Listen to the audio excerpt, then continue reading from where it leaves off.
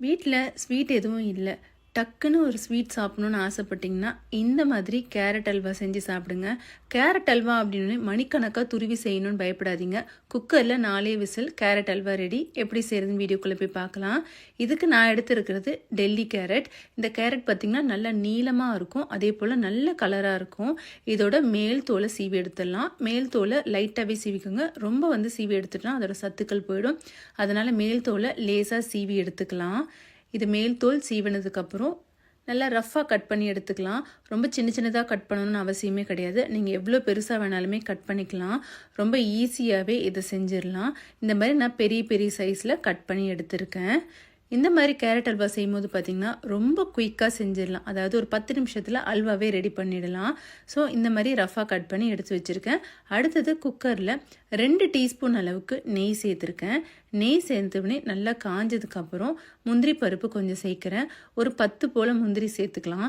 முந்திரி சேர்த்து ரொம்ப சிவக்க வறுக்கணும்னு அவசியம் கிடையாது. லேசாக வறுத்து விட்டால் போதும். ஏன்னா நம்ம இது குக்கரில் விசில் வைக்க போகிறதால இதுவும் வெந்து வரும். அதனால் லேசாக வறுத்ததுக்கப்புறம் நம்ம கட் பண்ணி எடுத்து வச்சுருக்க கேரட்டை சேர்க்க போகிறோம்.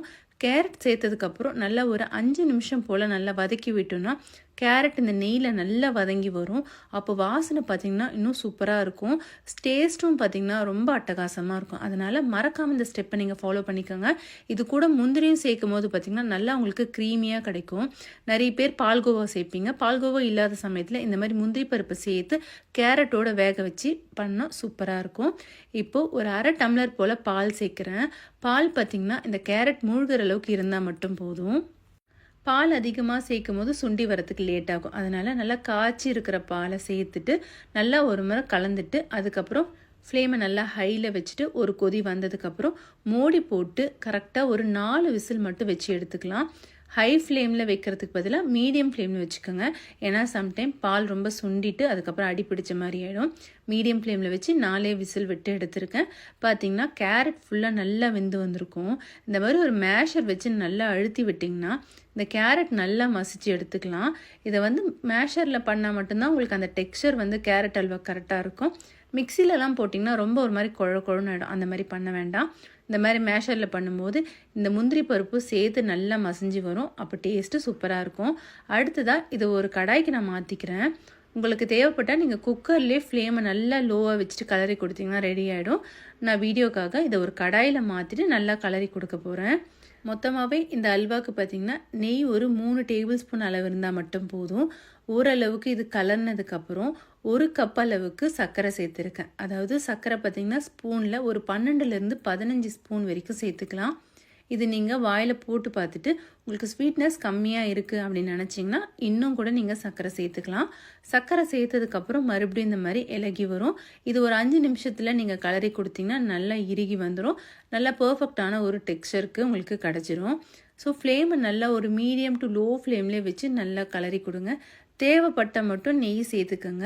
ஆல்ரெடி நம்ம நெய்யிலே வதக்கி இருக்கிறதால உங்களுக்கு அந்த ஃப்ளேவர் நல்லாயிருக்கும். இப்போ இந்த அல்வாவுக்கு தேவையான முந்திரி கொஞ்சம் வறுத்துக்கலாம்.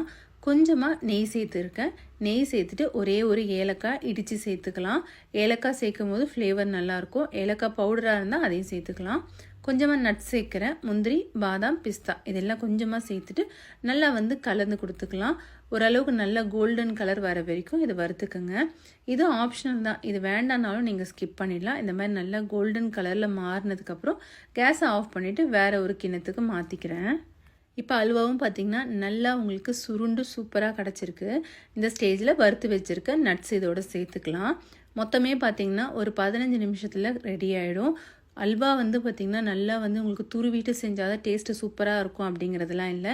இந்த மாதிரி நம்ம ரஃபாக சாப் பண்ணிவிட்டு நெய்யில் வதக்கி வேக வச்சு செய்யும் போது டேஸ்ட்டாக அட்டகாசமாக இருக்கும். கண்டிப்பாக ஒரு முறை நீங்களும் ட்ரை பண்ணி பார்த்துட்டு உங்கள் ஃபீட்பேக் என்னோட ஷேர் பண்ணிக்கோங்க. வீடியோ பிடிச்சிருந்தா மறக்காமல் ஃப்ரெண்ட்ஸ் அண்ட் ஃபேமிலிக்கு ஷேர் பண்ணிக்கோங்க.